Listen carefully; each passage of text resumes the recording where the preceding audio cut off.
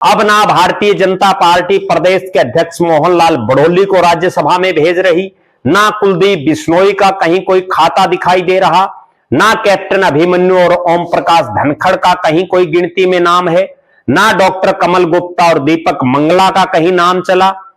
नमस्कार, मैं प्रद्युमन जोशीला अब तक की सबसे बड़ी खबर से आपको रूबरू कराने जा रहा हूं और सबसे पहले वो खबर हम आपको देने जा रहे हैं।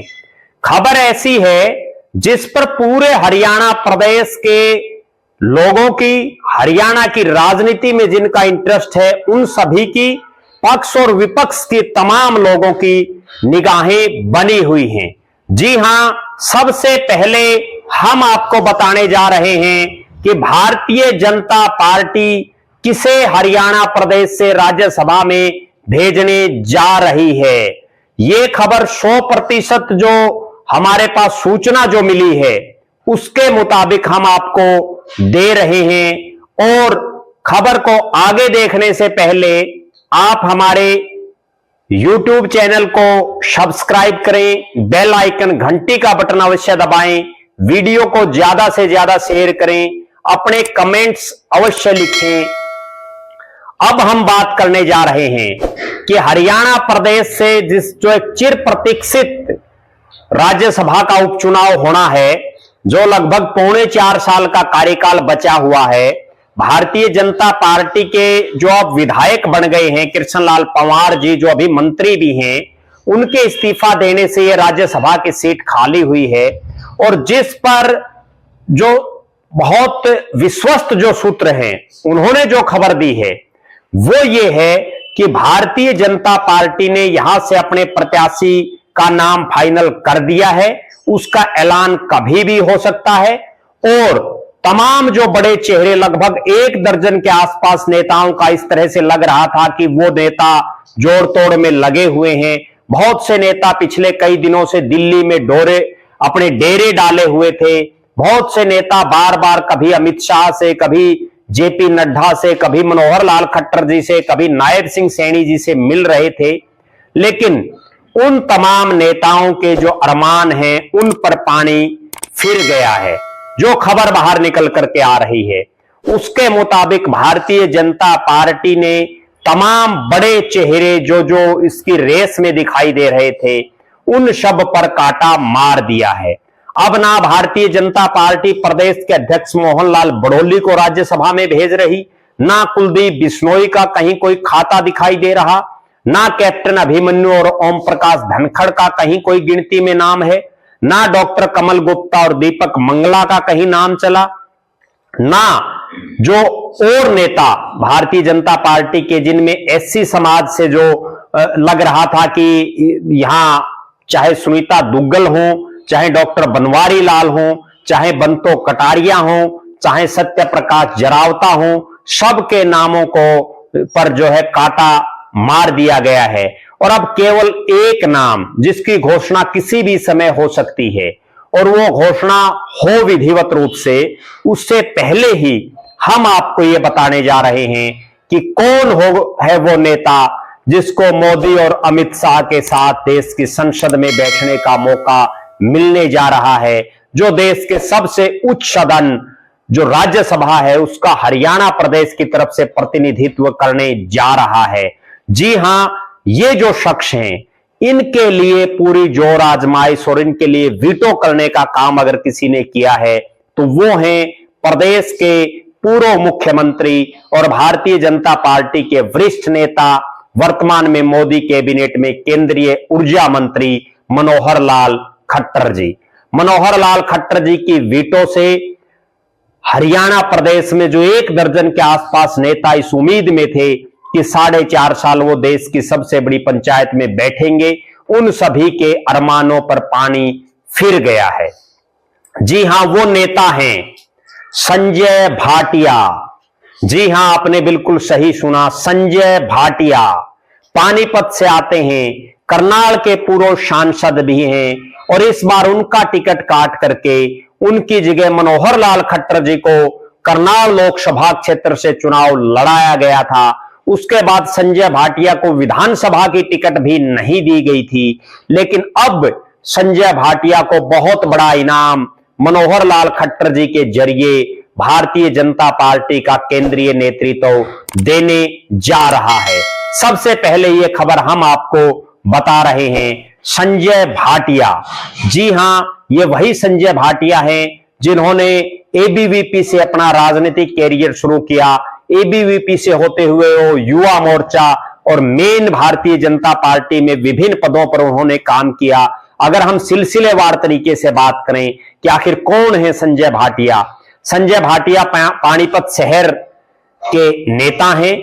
उनका जन्म 29 जुलाई 1967 को हुआ। 57 साल के संजय भाटिया अपने कॉलेज समय से ही एबीवीपी में सक्रिय हुए। 1987 में उनको एबीवीपी का मंडल सचिव बनाया गया। उसके बाद 1989 में उनको एबीवीपी का जिला का महासचिव बनाया गया। उसके बाद वो लगातार विभिन्न पदों पर रहते हुए 1998 में भारतीय जनता युवा मोर्चा के प्रदेश के महामंत्री बने। संजय भाटिया इसके बाद भारतीय जनता पार्टी की जो मेन बॉडी है उसके प्रदेश के महामंत्री बने। हरियाणा खादी एवं ग्रामोद्योग बोर्ड के वो चेयरमैन रहे और प्रदेश के महामंत्री जब वो थे तब उनको करनाल से भारतीय जनता पार्टी ने लोकसभा का चुनाव लड़ाया। उन्होंने 6.5 लाख वोटों से ज्यादा वोटों के अंतर से कांग्रेस पार्टी के एक ऐसे नेता को चुनाव हराया जिनके परिवार ने, जिनके पिताजी यहां से कई बार सांसद रहे, चिरंजीव लाल शर्मा के बेटे कुलदीप शर्मा को, और वो पूरे देश में जीत के मार्जिन जो है उसमें दूसरे नंबर पर है। पूरे देश में तमाम पार्टियों के जो सांसद जीत करके आए उनमें 6.5 लाख वोटों से वो जीते और हरियाणा प्रदेश के वो सबसे ज्यादा वोटों से जीतने वाले सांसद बने। इससे पहले जो है संजय भाटिया 2005 में पानीपत से चुनाव लड़ा। उन्होंने बीजेपी की टिकट पर वो तीसरे स्थान पर रहे। 2009 में उन्होंने पानीपत शहरी सीट से चुनाव लड़ा और वो फिर हार गए और 2014 में भाटिया साहब का टिकट काट दिया गया। उनकी जगह रोहिता रेवड़ी को टिकट मिली और जिनका टिकट कट गया हो उसके बाद उनको 2019 में लोकसभा का टिकट मिला। वो बम्पर वोटिंग से जीते और जीतने के बाद फिर 2024 में उनका फिर टिकट कट गया। बीच बीच में ये कयास भी हरियाणा प्रदेश की राजनीति में लगते रहे कि संजय भाटिया जिस दिन भी मनोहर लाल खट्टर जी की प्रदेश में मुख्यमंत्री के पद से छुट्टी होगी उस दिन संजय भाटिया मुख्यमंत्री बन सकते हैं, लेकिन ऐसा नहीं हो पाया। उनकी जगह नायब सिंह सैनी ने ले ली और संजय भाटिया जिनको उत्तर प्रदेश में चुनाव में बहुत बड़ी जिम्मेदारी भारतीय जनता पार्टी ने दी, वो नरेंद्र मोदी और अमित शाह के भी नजदीकियों में शामिल हैं, लेकिन उनके लिए इस सीट पर पूरी जोर आजमाइश और जो विटो करने का जो काम एक तरह से किया वो मनोहर लाल खट्टर जी ने किया। और उन्होंने एक तरह से ये भी कह सकते हैं कि जिन संजय भाटिया की सीट पर खट्टर साहब ने चुनाव लड़ा तो उन्होंने उनका वो एहसान भी इस राज्यसभा की सीट पर उनका नाम रख करके उतार दिया है। अब अगर बात करें कि संजय भाटिया एक साधारण परिवार से संबंध रखते हैं, भारतीय जनता पार्टी से राजनीति शुरू की, बीजेपी में ही सदा से रहे, चुनाव भी लड़े, चुनावी राजनीति के साथ साथ उन्होंने संगठन को सींचने का काम किया। अभी उनका भारतीय जनता पार्टी के प्रदेश अध्यक्ष की रेस में भी नाम चल रहा था, लेकिन उससे पहले ही उनको राज्यसभा के रूप में एक बड़ा तोहफा भारतीय जनता पार्टी की जो है भारतीय जनता पार्टी का शीर्ष नेतृत्व उनको देने जा रहा है। अब हम बात करते हैं कि संजय भाटिया को भारतीय जनता पार्टी कभी भी डिक्लेयर कर सकती है। उनको बनाने से बीजेपी को कोई फायदा होगा या नुकसान होगा? संजय भाटिया जिस लोकसभा क्षेत्र से आते हैं वहां भारतीय जनता पार्टी का सिटिंग सांसद है मनोहर लाल खट्टर जी, जो प्रदेश से होकर के अब केंद्र में मंत्री हैं, केंद्र में मोदी जी की सरकार में। दूसरी बात, जिस लोकसभा से वो आते हैं वहां जो 9 विधानसभा क्षेत्र हैं, जिनमें 5 करनाल जिले के, जिनमें करनाल है, घरौंडा है, इंद्री है, असंध है, नीलोखेड़ी है, पांचों जगह भारतीय जनता पार्टी के विधायक वहां हैं। विधानसभा के स्पीकर भी इसी करनाल से आते हैं, घरौंडा से। और जो 4 हलके हैं पानीपत के, पानीपत शहरी, पानीपत ग्रामीण, समालखा और इसराना, वहां भारतीय जनता पार्टी के दो ताकतवर मंत्री हैं, कृष्णलाल पंवार और महिपाल ढांडा। पूरी फौज यहां बीजेपी की है पूरी लोकसभा में। दूसरी तरफ वो पंजाबी बिरादरी से आते हैं और पंजाबी बिरादरी के जो सबसे बड़े नेता है मनोहर लाल खट्टर जी, वो चूंकि वो प्रदेश के मुख्यमंत्री रहे हैं इसलिए सबसे बड़े नेता हैं पंजाबी समाज के, और वो केंद्र में मंत्री हैं। इस सीट से कितना फायदा संजय भाटिया बीजेपी को दिला पाएंगे या केवल मनोहर लाल जी अपने खास मित्र को राज्यसभा में भेजना चाहते हैं, सिर्फ यहां तक ही सारे एपिसोड की तीसरी हो जाएगी। अगली जो विशेष बात है वो ये है कि भारतीय जनता पार्टी की ये सीट जिस समाज के नेता ने खाली की वो एससी समाज से आता है, और आज वर्तमान में हालात ये है कि भारतीय जनता पार्टी का एससी समाज से कोई भी सांसद ना लोकसभा में है ना राज्यसभा में है।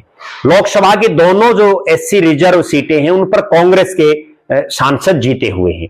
राज्यसभा की एक सीट कृष्णलाल पंवार की थी, वो भी अब संजय भाटिया को दी जा रही है। लिहाजा एससी समाज में इससे कोई रोष व्याप्त तो कहीं नहीं हो जाएगा, कहीं एससी समाज का एक बहुत बड़ा धड़ा बीजेपी से नाराज तो नहीं हो जाएगा। दूसरी तरफ यह जिन जिन एससी समाज के नेताओं का नाम चल रहा था टिकट के लिए, जिनमें सबसे बड़ा नाम सुनीता दुग्गल का चल रहा था, धानक समाज से संबंध रखती हैं, सिरसा लोकसभा क्षेत्र से आती हैं, और जिस सिरसा लोकसभा से वो आती हैं वहां की हालात यह है कि सिरसा की 5 सीटें, फतेहाबाद की 3 सीटें, 8 की 8 जगह बीजेपी हारी हुई है। कहीं ना कहीं बीजेपी का वहां कोई नहीं जीता है, बीजेपी या बीजेपी के अलायंस में, जिसमें गोपाल कांडा भी शामिल है। अब हालात यह है कि उस सिरसा में ना बीजेपी का सांसद है, ना सिरसा और फतेहाबाद में बीजेपी का कोई विधायक है। वहां तो बीजेपी को किसी मजबूत चेहरे को बड़ी पावर दे करके उस क्षेत्र में अपना आगे भविष्य में जो है बेहतर करने के लिए बीजेपी को वहां किसी को कमान देनी चाहिए थी, लेकिन वैसा बीजेपी ने नहीं किया। दूसरी तरफ चाहे डॉक्टर बनवारी लाल का नाम चला हो या बंतो कटारिया का नाम चला हो, उस अंबाला लोकसभा में भी कांग्रेस कई सीटों पर जीती है, वहां एमपी भी कांग्रेस का है, तो लिहाजा या तो अंबाला लोकसभा से किसी को देते या जो है सिरसा पार्लियामेंट से किसी को देते, तो वो कांग्रेस जो वो बीजेपी के लिए और बेहतर होता। कहीं ना कहीं उन दोनों सीटों पर जो कमजोरी है उसको दूर करने का ये एक बूस्टअप भारतीय जनता पार्टी को मिल सकता था।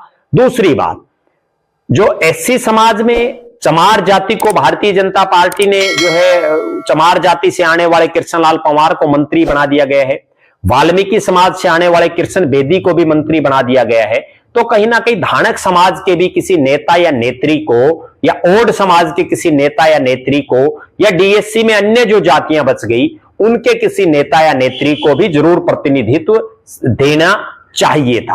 अब ये तो समय का चक्र बताएगा कि क्या संजय भाटिया जी प्रदेश में घूम घूम करके बीजेपी को मजबूती दिला पाएंगे, या वो भी केवल जैसे और जो राज्यसभा के सदस्य वो अपने अपने इलाके तक सीमित है, वहीं तक वो सीमित रह पाएंगे। इस पर हम अगले एक वीडियो में विश्लेषण करेंगे। लिहाजा जो सबसे ब्रेकिंग न्यूज हमने आपको बताई है, वो सबसे ब्रेकिंग जो न्यूज है वो यही है कि संजय भाटिया को भारतीय जनता पार्टी अपना प्रत्याशी बनाने जा रही है। उसकी कभी भी घोषणा हो सकती है।